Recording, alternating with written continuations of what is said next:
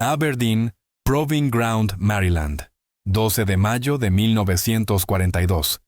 La niebla matinal flotaba sobre el campo de pruebas mientras 5 armas antitanque distintas afrontaban el desafío definitivo a acertar a un Panzer XIII alemán, en movimiento a 100 yardas.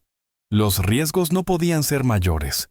Los paracaidistas americanos estaban siendo masacrados por la caballería blindada enemiga en todo el norte de África. Sus fusiles resultaban inútiles contra 25 toneladas de acero rodante. El mortero espiga británico Piat, 32 libras de ingeniería de vanguardia, disparó primero. Mescure, la granada rifle americana respaldada por meses de desarrollo y contratistas militares, falló.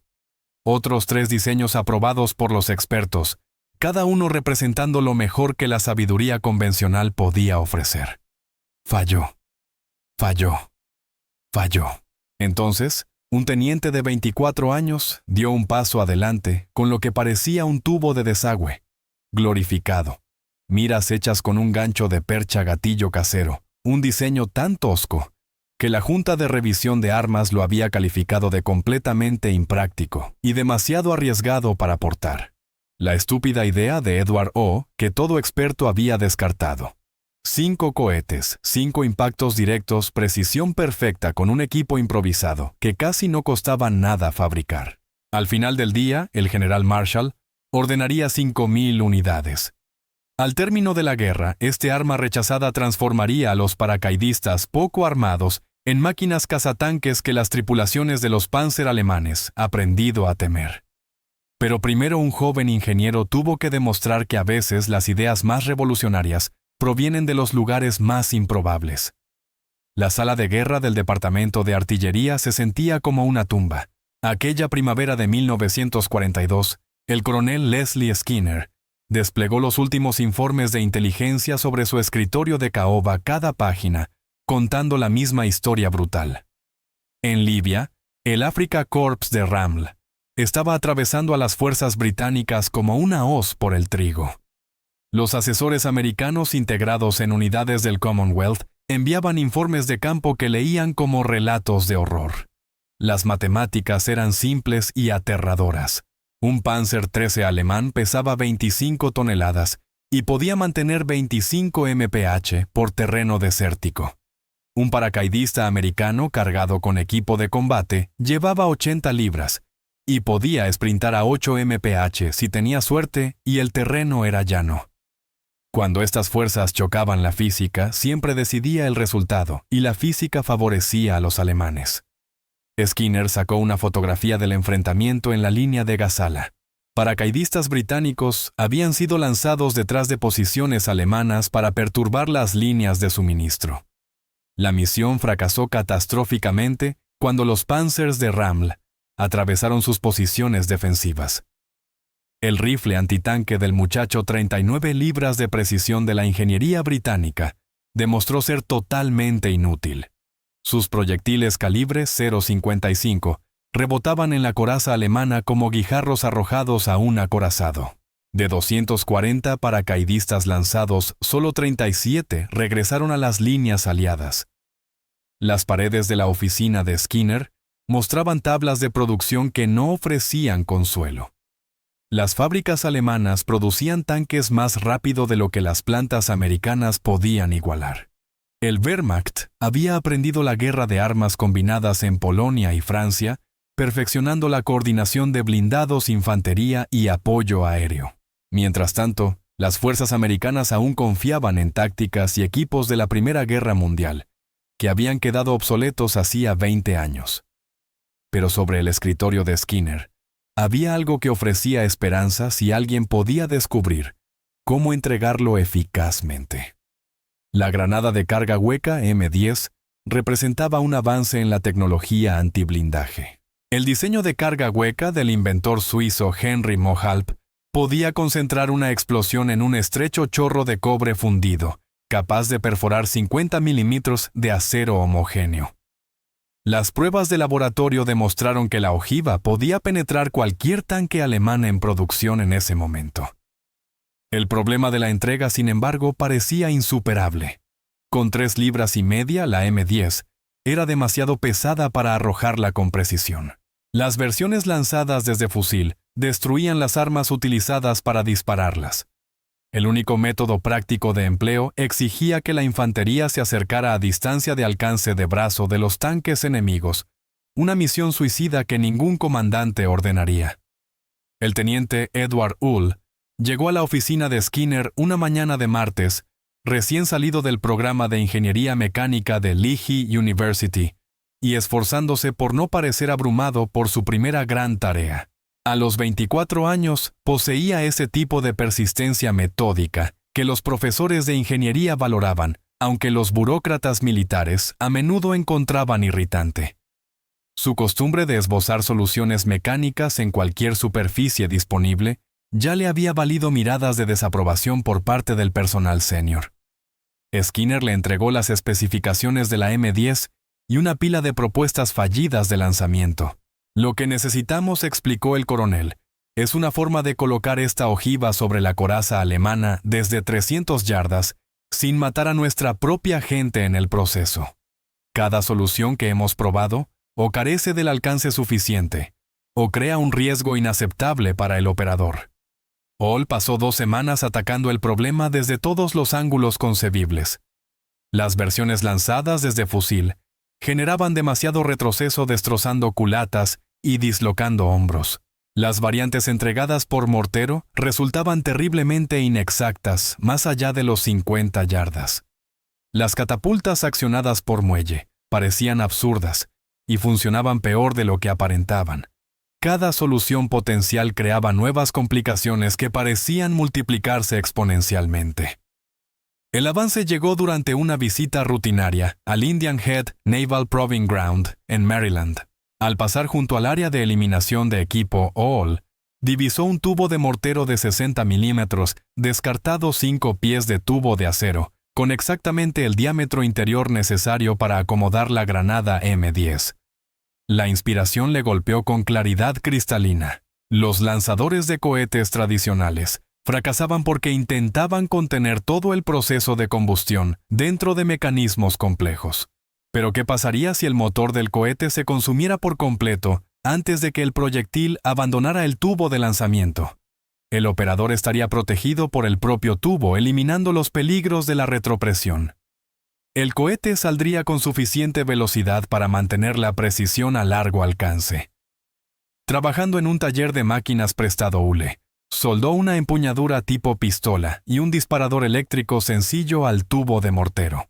Montó un sistema de baterías usando pilas de estándar y fabricó miras básicas con chatarra metálica. La primera prueba de disparo en el río Ptoik superó las expectativas. El cohete voló recto y certero mientras el lanzador permaneció intacto y manejable. Cuando Hull presentó su prototipo a la Junta Revisora de Artillería, la recepción fue glacial. Experto tras experto halló fallos en el diseño. Demasiado peligroso para portar en combate, declaró el especialista en armas pequeñas. La retropresión incinerará a cualquiera que esté detrás del operador. El experto en penetración de blindaje se mostró preocupado por la fiabilidad del cohete. Estos motores de combustible sólido son notoriamente impredecibles. Probablemente la mitad de los proyectiles fallarán o detonan prematuramente. El consenso del comité surgió rápidamente. Manténganse con la tecnología probada del mortero espiga. Que los británicos experimenten con lanzadores de cohetes si quieren arriesgar la vida de sus soldados en conceptos no probados. Pero cuando la primavera dio paso al verano, los informes de inteligencia trajeron noticias cada vez más urgentes. Unidades de reconocimiento germanas habían capturado equipo del British Special Operations Executive, incluidos diseños prototipo de lanzadores de cohetes. En pocas semanas, los ingenieros del Wehrmacht estaban ingeniando a la inversa los conceptos, compitiendo por desarrollar sus propias versiones. La ventaja tecnológica que representaban las ojivas de carga hueca pronto pertenecería a ambas partes, a menos que Estados Unidos pudiera desplegar primero un sistema de lanzamiento práctico. La prueba final se programó para Aberdeen Proving Ground en mayo. 5 armas antitanque establecidas competirían contra el lanzador improvisado de Hall. El vencedor recibiría contratos de producción inmediatos. Los perdedores serían olvidados. Hull tenía una sola oportunidad para demostrar que la sabiduría convencional podía estar equivocada, que la simplicidad elegante podía triunfar sobre la ingeniería compleja, y que un teniente de 24 años con un tubo de mortero modificado podía revolucionar la guerra de la infantería. Los panzers alemanes que avanzaban por el norte de África no esperarían la deliberación burocrática. Hull trabajó jornadas de 18 horas en el taller de Skinner, transformando su crudo prototipo en un arma digna de producción en masa. El tubo de mortero original requirió un refuerzo extensivo para soportar disparos repetidos. Enrolló toda la longitud con alambre de piano de acero, creando un sistema secundario de contención que evitaría una falla catastrófica, incluso si el tubo primario se agrietara bajo tensión. El sistema de ignición eléctrica exigía redundancia. 2 pilas tipo D, en paralelo, aseguraban un disparo fiable incluso si una fuente de energía fallaba en condiciones de combate. La culata para el hombro presentó su propio desafío de ingeniería. Las primeras pruebas de disparo generaron suficiente retroceso como para magullar los hombros de los operadores y desviar la puntería. Ole talló una nueva culata en nogal macizo. La veta quedó orientada para absorber el impacto al tiempo que ofrecía un contacto estable con el cuerpo del operador. Las propiedades naturales de amortiguación de la madera demostraron ser superiores a las alternativas de acero que transmitían cada vibración directamente al tirador. Pero el propio cohete representó la obra maestra de ingeniería práctica de Hull. Unió la ojiva de carga hueca probada de la M10 con un motor de propelente sólido que se consumía por completo dentro del tubo de lanzamiento de 54 pulgadas. El diseño del grano de propelente fue crítico. Una velocidad de combustión demasiado rápida generaría una presión excesiva y destruiría el lanzador, mientras que una combustión demasiado lenta dejaría combustible sin quemar, que pondría en peligro al operador. Tras docenas de ensayos estáticos, Hull alcanzó el equilibrio perfecto: combustión completa en 0,50 de segundo, acelerando el proyectil hasta 265 pies por segundo. Las especificaciones técnicas resultantes definirían la guerra antitanque de infantería durante generaciones. Peso total del sistema: 13 libras para el lanzador, más 4 libras por cohete. Alcance efectivo: 300 yardas con expectativas de precisión razonables. Penetración de blindaje: 4 pulgadas de placa de acero homogéneo, suficiente para vencer cualquier flanco o blindaje trasero de los tanques alemanes. Cadencia de tiro: 6 rondas por minuto, con una tripulación entrenada de 2 hombres, asumiendo suministro adecuado de munición. Aberdeen Proving Ground zumbó con actividad inusual a medida que los sistemas de armas competidores llegaban para la evaluación final.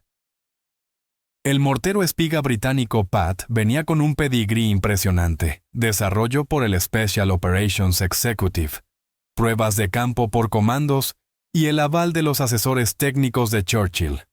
Con 32 libras el arma exigía una fuerza física tremenda para accionar su potente mecanismo de resorte. Su proyectil de carga hueca podía teóricamente penetrar la coraza alemana, pero solo si el operador podía apuntar con precisión mientras lidiaba con el voluminoso e inmanejable peso del arma. La granada rifle americana M10 representaba una mejora incremental sobre la tecnología existente. Los fusiles de infantería estándar podían lanzar la ojiva de carga hueca con cartuchos de fogueo, proporcionando a cada soldado una capacidad antitanque teórica.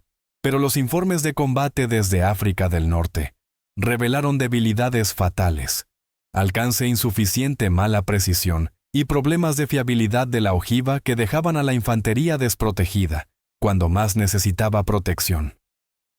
3 diseños experimentales de contratistas de defensa consolidados completaban el desplegado. Cada uno representaba enfoques de ingeniería sofisticada respaldados por millones en financiación de desarrollo y décadas de experiencia corporativa. Sistemas complejos de control de tiro prometían mayor precisión. La metalurgia avanzada ofrecía reducción de peso sin comprometer la resistencia. formulaciones de propelente propietarias reclamaban un rendimiento superior en condiciones extremas. El lanzador de Hall parecía primitivo en comparación, sin mecanismos sofisticados, sin materiales exóticos, sin cálculos complejos necesarios para su operación. Solo un tubo de acero con una empuñadura, un gatillo y miras de hierro que cualquier soldado podría entender de inmediato. La propia simplicidad del arma invitaba al escepticismo de los expertos educados para equiparar complejidad con capacidad. Los parámetros de prueba establecidos por el Comité de Evaluación de Aberdeen fueron duros pero realistas. Cada sistema de armas tendría que atacar un objetivo móvil, un tanque a 100 yardas, el rango típico de compromiso para operaciones antitanque de infantería. El vehículo objetivo, un Panzer 13 alemán capturado, recorrería el campo a 15 mph, simulando condiciones reales de combate. Cada concursante recibió 5 intentos para demostrar precisión y fiabilidad. La mañana del 12 de mayo amaneció despejada y sin viento. Condiciones ideales para las pruebas de armas. Ule llegó temprano y descubrió que las miras de su lanzador se habían dañado durante el transporte desde el taller. Las miras de hierro cuidadosamente mecanizadas yacían torcidas y rotas en su estuche, víctimas del manejo brusco del personal logístico de Aberdeen. Con apenas horas antes de la demostración, el pánico amenazaba con desbordar la preparación meticulosa. Skinner apareció y encontró a Hull reparando frenéticamente con herramientas inadecuadas. Necesitamos miras que funcionen, no miras que se vean bonitas, observó el coronel con su pragmatismo característico. Juntos, improvisaron dispositivos de puntería de reemplazo, usando un gancho de percha enderezado y un clavo roto del suelo del taller. El resultado parecía absurdo: metal torcido sujeto con cinta aislante, pero proporcionaba puntos de referencia básicos para la adquisición del blanco. La audiencia reunida para la demostración representaba los más altos niveles de la autoridad de adquisición militar. El mayor general Gladian Barnes, jefe de investigación e ingeniería del Army Ordnance, tomaría la decisión final sobre los contratos de producción.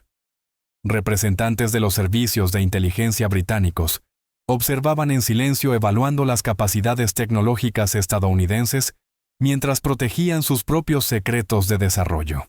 Ejecutivos de contratistas de defensa miraban nerviosos meses de trabajo de diseño e inversión corporativa, enfrentándose a una evaluación práctica. Las apuestas iban mucho más allá de una simple compra de armas. Las fuerzas alemanas avanzaban por el norte de África, mientras la infantería americana seguía mal equipada para la guerra moderna. Cada día de retraso significaba más bajas, más territorio perdido, más evidencia de que las fuerzas aliadas no podían igualar las capacidades del Wehrmacht. El arma ganadora entraría de inmediato en producción en masa, cambiando potencialmente la trayectoria de la guerra en teatros donde el blindaje dominaba la ecuación del campo de batalla. Hall comprobó sus miras improvisadas por última vez, sintiendo el peso familiar del lanzador sobre su hombro. El aparato de puntería hecho con la percha resultaba ridículo, pero ofrecía la alineación básica necesaria para un disparo acertado. Más importante aún, la simplicidad fundamental del arma. Permanecía inalterada: apunta el tubo al blanco, tira del gatillo. Observa cómo el cohete vuela recto y certero. Sin cálculos complejos, sin ajustes maniáticos, sin mecanismos sofisticados que pudieran fallar bajo el estrés del combate. La prueba demostraría si la simplicidad elegante podía triunfar sobre la complejidad institucional, si el pensamiento poco convencional de un ingeniero de 24 años podía resolver problemas que habían dejado perplejos a expertos militares, y si la infantería estadounidense recibiría finalmente armas capaces de detener tanques alemanes. 5 disparos decidirían el futuro de la guerra antitanque de infantería. El Piet británico fue el primero manejado por un equipo de ingenieros reales que se habían entrenado extensamente con el arma en Woolwich Arsenal. El lanzador de 32 libras requería a ambos hombres para gestionar su complejo mecanismo de resorte. Uno sujetaba el arma firme, mientras el otro tensaba el poderoso muelle de acero, que impulsaría la bomba de carga hueca.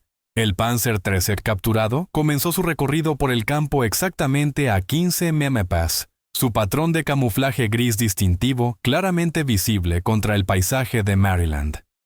La primera ronda del PAT salió con un golpe distintivo el mecanismo de resorte, liberando su energía almacenada en un único movimiento violento. El proyectil describió un arco por el aire de la mañana, siguiendo una trayectoria balística que parecía prometedora durante los primeros 200 yardas. Pero a medida que la bomba de carga hueca se aproximaba al blanco en movimiento, la deriva por viento y la imprecisión inherente del sistema de mortero espiga se hicieron evidentes. La ronda impactó a 15 yardas antes del Panzer, levantando una nube de tierra y escombros que momentáneamente ocultó el vehículo objetivo. 4 intentos más dieron resultados similares. El mecanismo de resorte del PAT resultó difícil de manejar bajo presión, requiriendo casi 30 segundos entre disparos, mientras el blanco continuaba su implacable avance por el campo de tiro. Una ronda voló alto pasando por completo sobre la torreta del tanque. Otra impactó en el suelo a 20 yardas a la izquierda, demostrando la sensibilidad del arma a la técnica del operador.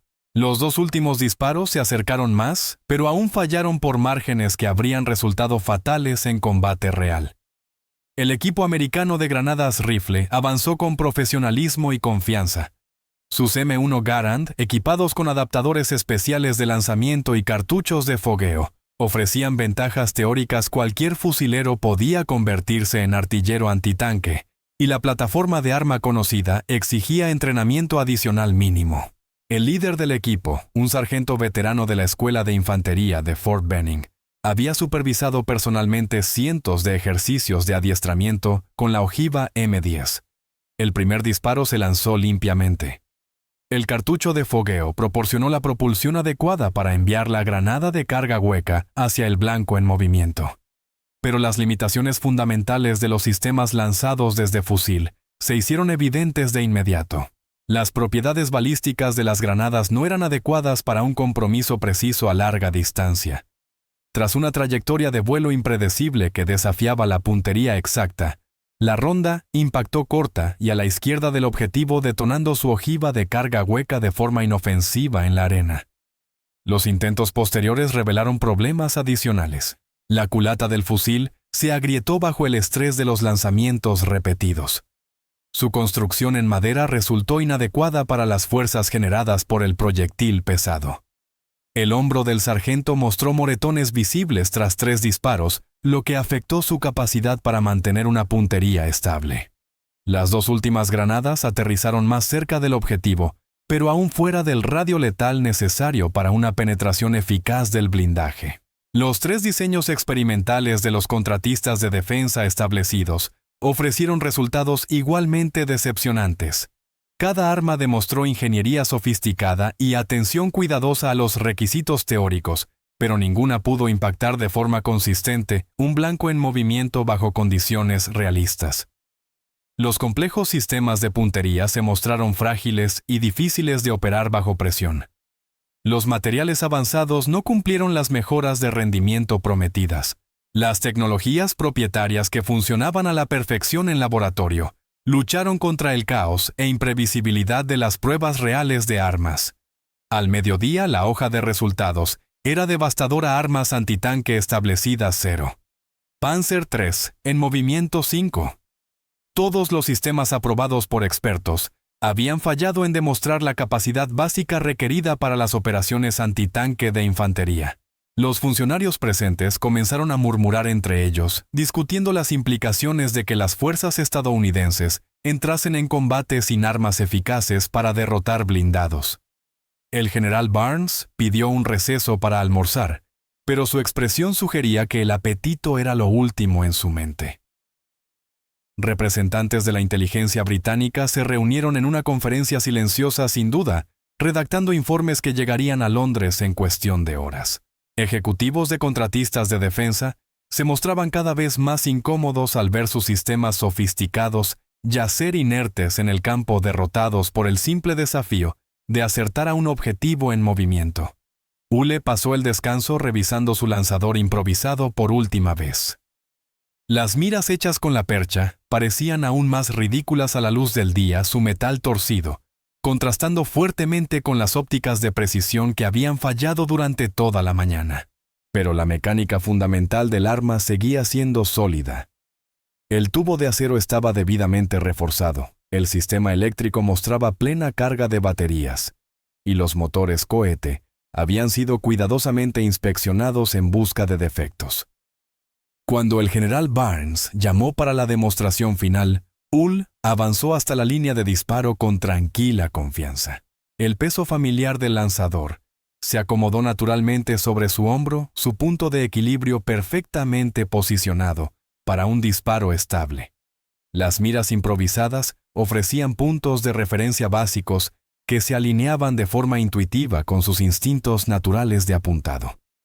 El Panzer III inició su recorrido por sexta vez ese día. El ruido de su motor se oía claramente a través del campo de tiro. Hull siguió el blanco a través de sus miras hechas con la percha, esperando el momento óptimo en que el movimiento del objetivo, las condiciones del viento y el tiempo de vuelo del cohete se cruzaran perfectamente. Su dedo encontró el disparador eléctrico sintiendo la resistencia familiar que lo precedía. Ignición. El primer cohete salió con un chasquido seco. Su motor de combustible sólido se consumió por completo dentro del tubo de 54 pulgadas antes de que el proyectil emergiera. La ojiva de carga hueca voló recta y certera, siguiendo una trayectoria plana que contrastaba dramáticamente con los vuelos curvos de las armas anteriores. El impacto llegó precisamente donde Ole había apuntado en el centro de la masa del casco del Panzer. La ojiva hueca detonó con efecto devastador, abriendo un orificio limpio a través de 50 milímetros de plancha de blindaje. La multitud presente guardó silencio. Un disparo exitoso no probaba nada, golpes de suerte ocurrían incluso con armas inadecuadas. Pero Hull ya estaba cargando su segundo cohete con movimientos fluidos y ensayados, tras semanas de preparación.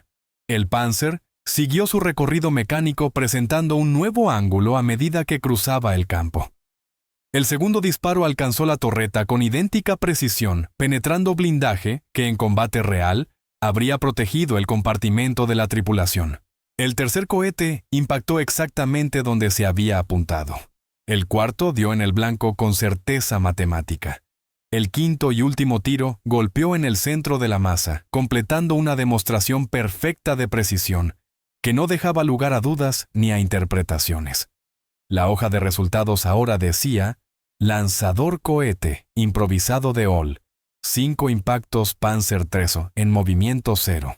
El general Barnes caminó lentamente hacia la línea de fuego, su expresión no revelaba sus pensamientos. Tomó el lanzador vasto notando su peso y examinando las miras de percha torcidas que habían guiado cada disparo hasta la perfección. Barnes cargó el arma sobre su propio hombro probando su equilibrio y ergonomía, con los movimientos acostumbrados de un oficial que había evaluado personalmente cientos de sistemas de armas a lo largo de su carrera. La distribución del peso del lanzador le resultó natural a diferencia del volumen inmanejable del PAT o de los torpes sistemas de acople necesarios para las granadas rifle. Apuntó por el improvisado dispositivo de percha, observando cuán rápido el sistema rudimentario se alineaba con los blancos potenciales. «Se parece al bazooka de Bob Burns», observó Barnes, refiriéndose al instrumento musical del popular humorista radiofónico, compuesto por 2 tuberías de gas y un embudo de whisky.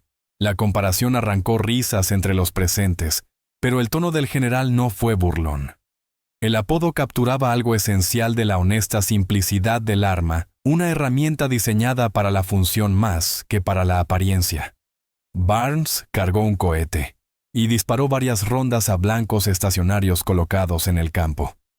Cada disparo se comportó exactamente como en la demostración: ignición limpia, trayectoria plana, penetración de blindaje devastadora. Las ojivas de carga hueca perforaron la chapa con precisión quirúrgica, creando agujeros que en combate real habrían sido instantáneamente letales para las tripulaciones. Más importante aún, el manejo del arma resultó lo suficientemente intuitivo como para que cualquier infante lo dominara con un entrenamiento mínimo. «¿Cuánto tiempo para entregar 5.000 unidades?», preguntó Barnes, su cuestión cortando el aire de la tarde con autoridad decisiva. A Hull se le saltaron varios latidos del corazón.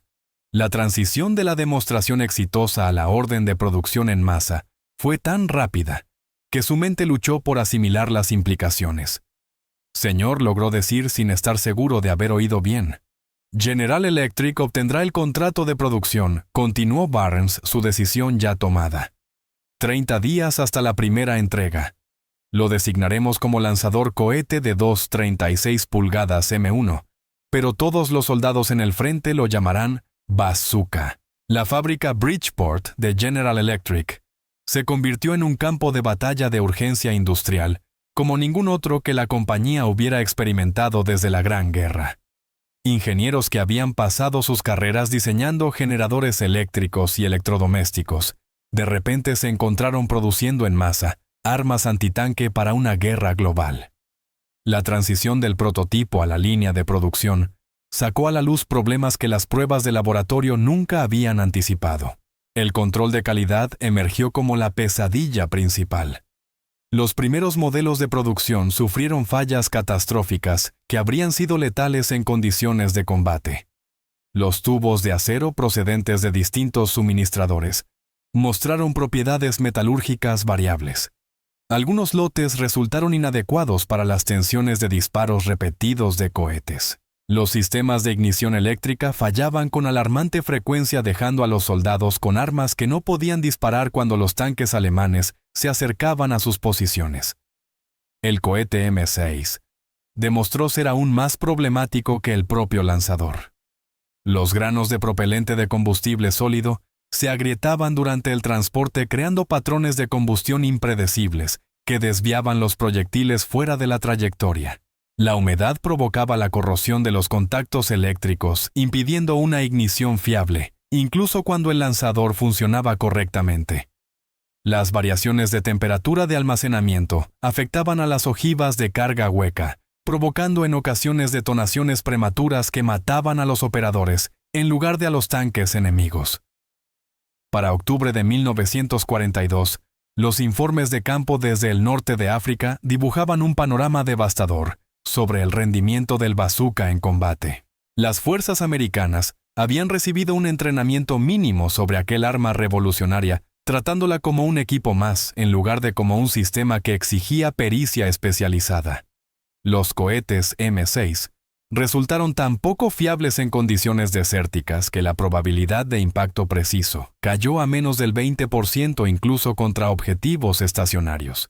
El informe de acciones del teniente coronel James Powell sobre el enfrentamiento en el paso de Kasserine contenía una evaluación demoledora. El lanzador de cohetes de 2,36 pulgadas ha probado hasta ahora ser ineficaz contra blindados alemanes en condiciones de combate reales. De 47 cohetes disparados contra tanques enemigos durante este enfrentamiento, solo 3 lograron impactos directos, y ninguno resultó en destrucción confirmada de vehículos. Recomiendo la retirada inmediata de este sistema de armas, hasta un rediseño sustancial. Pero enterrada entre la cascada de informes negativos, una organización militar vio un potencial que otros pasaron por alto. Las fuerzas aerotransportadas de Estados Unidos afrontaban desafíos tácticos que la infantería convencional apenas podía comprender. Los paracaidistas eran lanzados detrás de las líneas enemigas con solo el equipo que podían llevar en el cuerpo, combatiendo sin armas pesadas, sin artillería de apoyo, ni reabastecimiento fiable. Las armas antitanque tradicionales eran imposibles de emplear en operaciones aerotransportadas por su peso. El rifle británico Boy pesaba 39 libras. El cañón antitanque americano de 37 milímetros requería un vehículo y una dotación de 6 hombres. El bazooka ofrecía algo revolucionario: capacidad antitanque genuina, en un paquete lo bastante ligero para que un soldado la llevase. Con 13 libras, el lanzador podía ser manejado por paracaidistas, ya cargados con paracaídas, radios, munición y equipo de supervivencia. Las ojivas de carga hueca podían teóricamente derrotar cualquier tanque alemán si se entregaban con precisión en puntos vulnerables del blindaje lateral o trasero. El mayor general Matthew Ridgway, al mando de la 82, a División Aerotransportada, presentó una solicitud formal al Army Ordnance en noviembre de 1942, modificar el bazooka específicamente para operaciones de paracaidistas. El lanzador estándar de 54 pulgadas resultaba imposible de manejar dentro de los aviones de transporte donde las limitaciones de espacio exigían que cada pieza de equipo cumpliera múltiples funciones con la máxima eficiencia. Ridgway volvió a su taller con un nuevo reto de ingeniería que parecía imposible de resolver.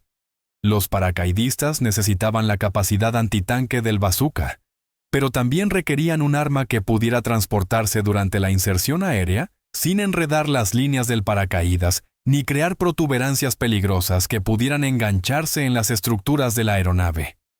La solución exigía mantener el rendimiento balístico mientras se reducían dramáticamente las dimensiones del arma.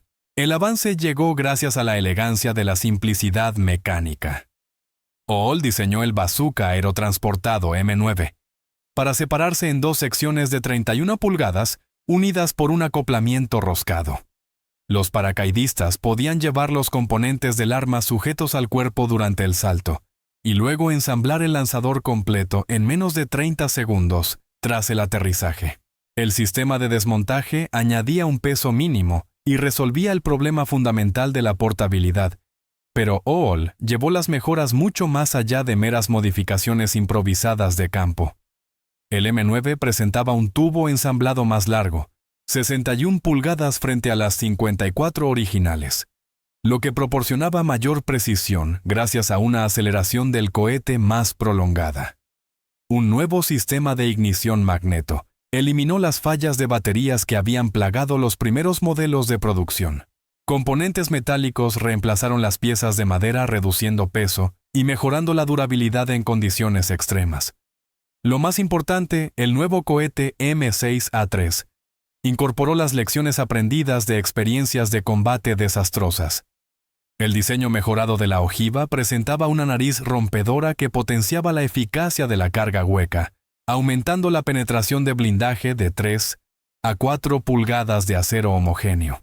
Un tiempo de combustión extendido proporcionaba mayor velocidad inicial y una trayectoria más plana, mejorando la precisión hasta un alcance máximo efectivo de 350 yardas. A principios de 1943, el sistema de armas transformado estaba listo para la prueba definitiva, el despliegue en combate con las fuerzas aerotransportadas que se preparaban para la invasión de Europa.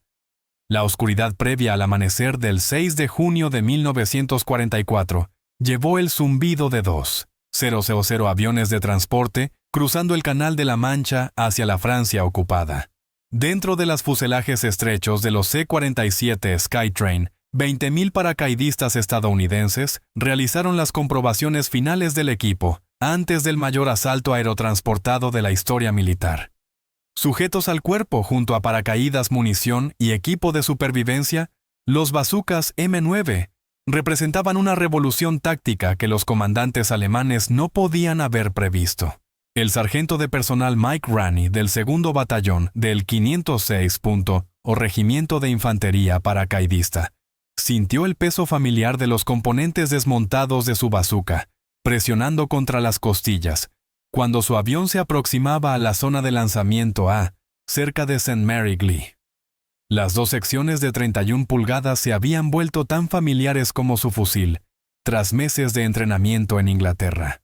Pero esta sería la primera prueba de combate para saber si el diseño de Edward Hull podía convertir a paracaidistas ligeramente armados en especialistas cazatanques.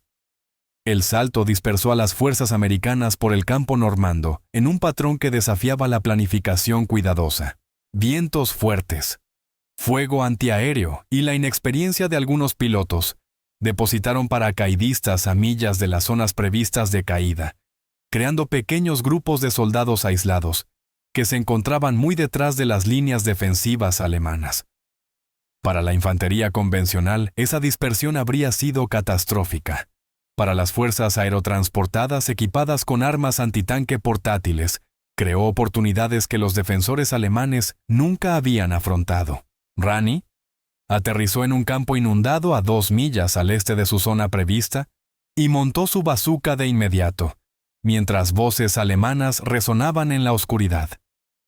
El sistema de acoplamiento roscado funcionó exactamente como estaba diseñado, transformando 2 tubos torpes en un sistema de armas funcional en menos de 30 segundos.